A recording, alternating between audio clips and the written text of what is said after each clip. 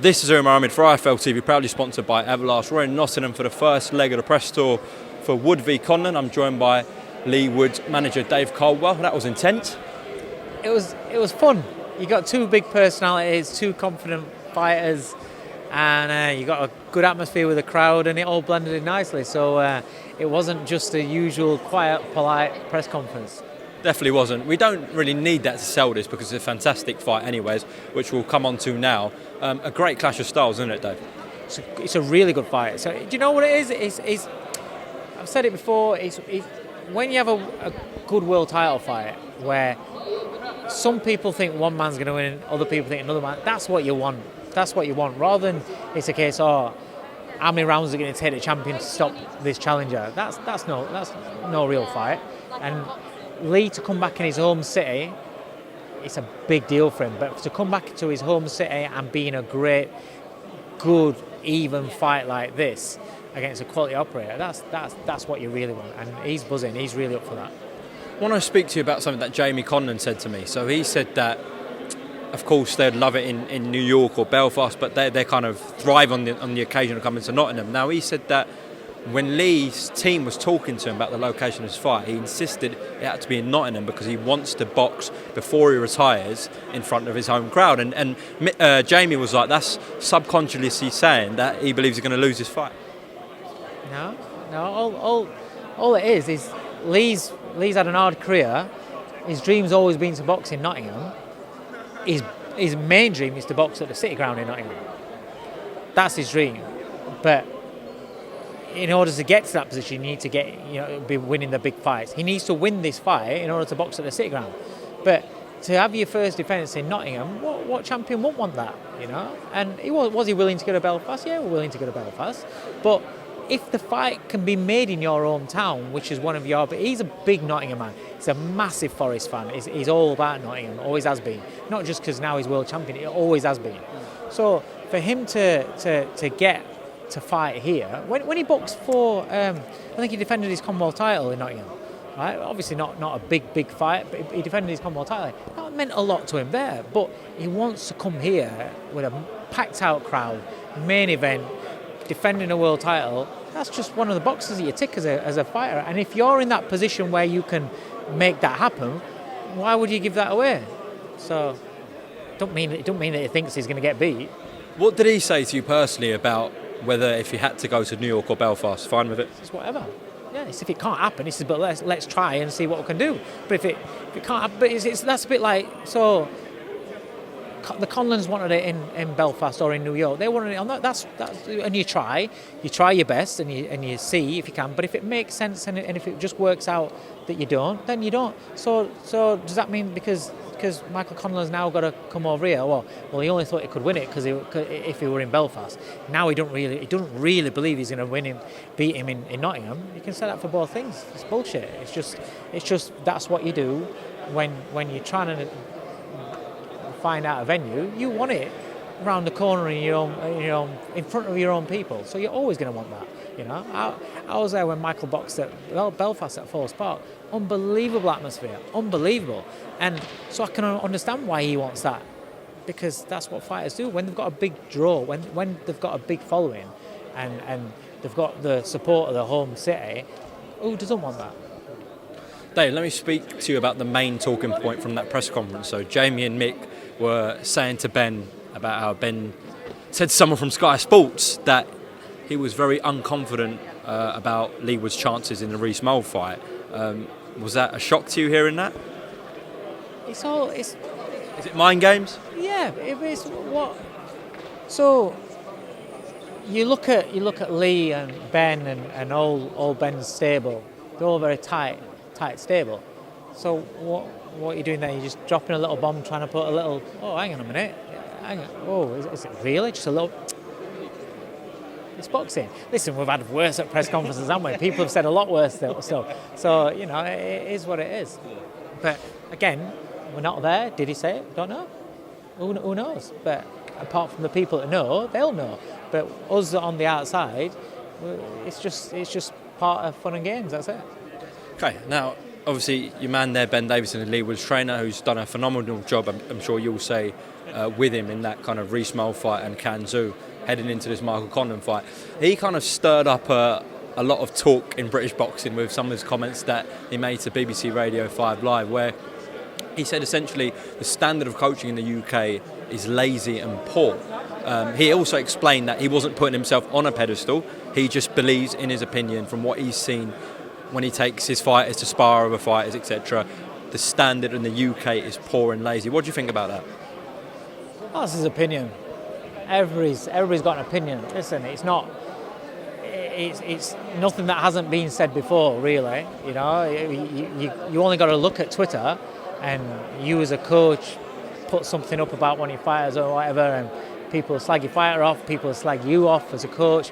It's nothing that's not been said before. If that's his opinion, that's his opinion. But do I think it's right? Probably some coaches, yeah, maybe. But there's a lot of coaches that haven't got to the top that have worked their bollocks off and given their lives to the sport, and not seen the families because they're in the gym till whatever time. You know, you only got to talk about all amateur coaches. They get it for fuck all. They do it for fuck all. Do you know what I mean? And they put in a lot of work, a lot of graft and things. So, did he mean it as a blanket of everybody? No, he didn't. Do you know what I mean? But that's his opinion on what he's seen with certain coaches. But that's what everybody can say. Do you know what I mean? Everyone's got an opinion on what we see, little snippets of people, and is that opinion right or wrong? Who knows? You know. But will there be some lazy coaches? Yeah.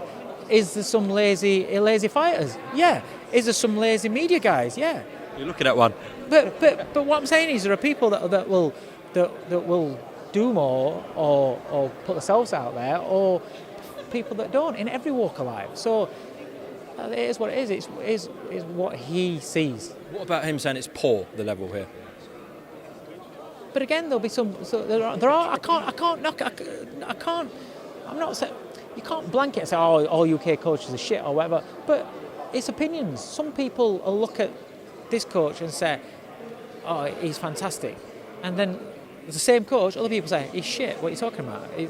It's opinions, and if that's his opinion, that's his opinion. You know, you can't take it to heart. Because if you take it to heart, then you must think that you are shit, or you must think that you are lazy. Do you know what I mean? If you're quite comfortable in what somebody else is saying as a generalisation, then surely you'd be like, well, you listen to it, or one in through one ear out through the other, because surely you won't take it to heart. Because otherwise, that must mean that you've got some little insecurity, thinking, well, actually, could I be doing more? Well, if that's made you ask the question, could I be doing more, and then you start doing more, then fair play, good. You've took that criticism on board in a positive way. But do I agree with it? There will be some. There will be some that are lazy. There's people that work far harder than me.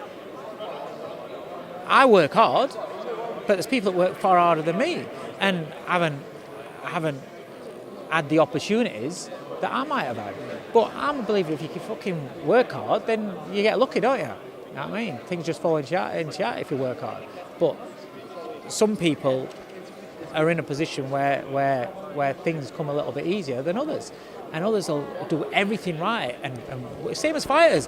There are fighters out there that have never won a title, but have worked fucking just as hard as any of these two up here, and never had anywhere to sniff, because other opportunities, they're not with a promoter, they're not with the right promoter, they're not with the right management or whatever. Bad luck when it comes to a big fight or anything. It's just how things are. You can't just blanket everything as black and white. And I don't think I don't know because I'm not in his brain, but I don't think he was just basically saying everybody was shit. He wasn't saying everyone. He just believes the general level. Well, that's his opinion. Well, nice dynamic to this fight outside of the fighters, obviously, is Davison v Booth as well. Yeah, again, that's two really good trainers, really good coaches that know how to get the best out of the fighters. So there's so many dynamics to it. But ultimately, it's about the two fighters, and those two fighters will both listen to the coaches, and that's what makes it good as well. Because the coaches have got a massive input into this. But when the bell goes, everything's theory on the outside. When the bell goes, that's got to be put into practice and into real terms. And your opposite man's doing his best to stop that from happening. So it's an exciting fight. It's a really good fight. Just away from this last point I want to close off on, I think you know what I'm going to ask. Well, the man behind you, Eddie Hearn, made some comments a couple of weeks ago about potential fight between Deontay Wilder and Derek Chisora, and you gave your opinion on social media. Okay, so it's just my opinion. I mean, it's right. That's it. I was asked, people asking me about it. It's not a fight that I'd be interested in seeing. If it came about, it's a big if because I don't think it will happen. But if Derek and somehow that fight was pulled off, would you be happy to be involved in that, Dave? I already said that, and no, it's not. I don't. It doesn't matter. Ultimately, it doesn't matter what I think. Derek will do whatever he wants to do, but there are certain. So I was explaining to the lads in the gym, right? It's a little bit different if a fighter's like coming towards the end of his career and he's absolutely skint and he's got nothing to show for his career moving forward. When he retires, he's like, what the fuck do I do? I've got no money out of this. And then an opportunity comes where he has a massive payday and that money is going to change his life and set him up. And you think, right, well, it's a really hard fight at this stage of your career. Fucking, would I normally want you to take it? No. But it's going to change your life. We can manage you through it.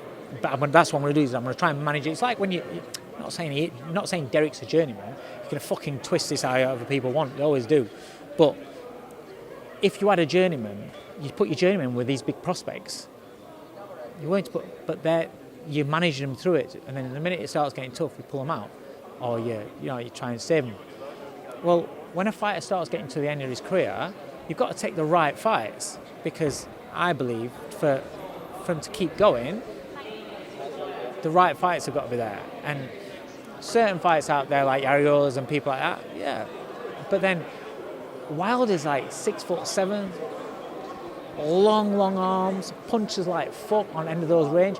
If you're me as a coach looking at my fighter, if he's struggling or if he struggles to get to a 6'4" man and he's taking right hands off the 6'4" man, why would I then in the very next fight fucking say be happy and say, okay, let's go in against the most ferocious fucking right-handed puncher that we've seen for a long time, who's got all this height and reach against you, where you're going to struggle some more to get to him. Why would I do that? And so that's my opinion. Does Derek agree with it? No, because Derek will fight everybody and anybody, and that's again, it's my opinion. That's how I see it. So if Derek or anybody else wants to take offence to that, then fair enough. But that's how I see it. What did you say to Eddie about it? Or have you spoke about it at all? No, I just did that tweet. That's it. But that was it. So it's fucking every tweets out shit on Twitter. I just saw that. Like, fuck that. My initial reaction was fuck off. Just had a war, an unbelievable war, and then all right. And I said to Derek, I said, can we just see if we can get not an easy fight for you, but a fight where you've got more chance of getting to him and more chance of winning. You deserve that because of what you've put into your career. And he's given everything to fans, he's given everything to sport, and he loves to fight and he loves the challenges. But give him an opportunity against somebody where it's not elite level or the top level.